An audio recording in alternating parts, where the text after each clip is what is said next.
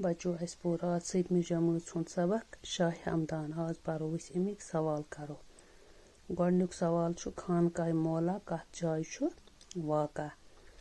खानकाय मौला छु श्रीनगरस मज फतेह कदल तो जन कदलस दरमियान वेथ बठिस पेठ वेथ गो दरियाए जहलम।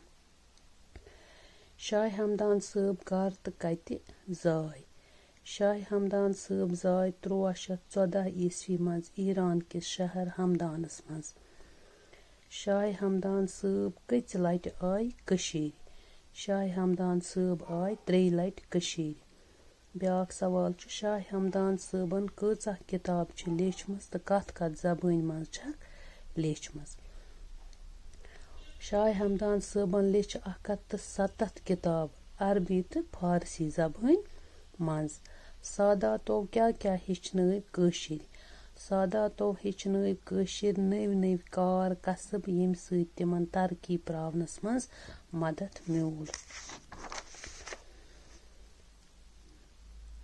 बच्चों ब्याक सवाल दिन आमत लफ्ज करू जुमलन मज इस्तेमाल।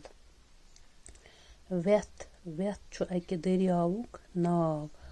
फैज नमाज पढ़ने सत फैज मिलान। पलवगी कंस पत पत मसू पलवगी करान। इलम शाह हमदान वारिया बड़ इलम। मर्जी मे छन आज मातामाल गसनस मर्जी। पापर जाई अस पज पन्ने बजाई तो पापर जाई हुंद ख्याल थावन।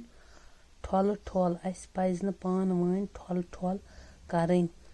ठाक ऐ कम कोर योर यनस ठाक। तरफात लूक च तरफातो पेट खानका वातान। बच्चों पत ब्याक सवाल शाह हमदान सबकस मज कह तरकीब वर्तावन आमच यमन मज अख यस तो पच। बन कन दिन आमतन जुमलन मज खाली जाय भरू दिन आमचो तरकीबो सत। थोद तो बोड़ म्यूठ तो मुदुर हुर तो चोर व्युठ तो पूठ कुन तो क्युल। अकरम छु मालिस माजि कुन तो क्युल औलाद। चूंठ छु अख म्यूठ तो मुदुर मेव। अली मोहम्मद छु नदुर ह्यू। अशोक छु व्युठ तो पूठ। खुदा छु थोद तो बोड़।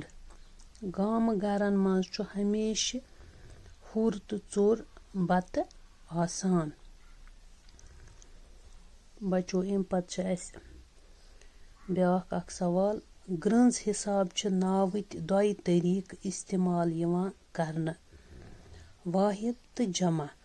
वाहिद गो सिर्फ अख शख्स या अख चीज मसलन हून लूर किताब लुट छावुल गूर।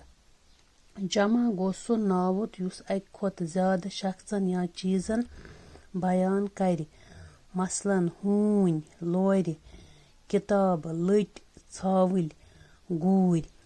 यमन वाहिद नावतन बनायु जमा नावत मिसाल कूर कोर मट मच्च सीर सेर।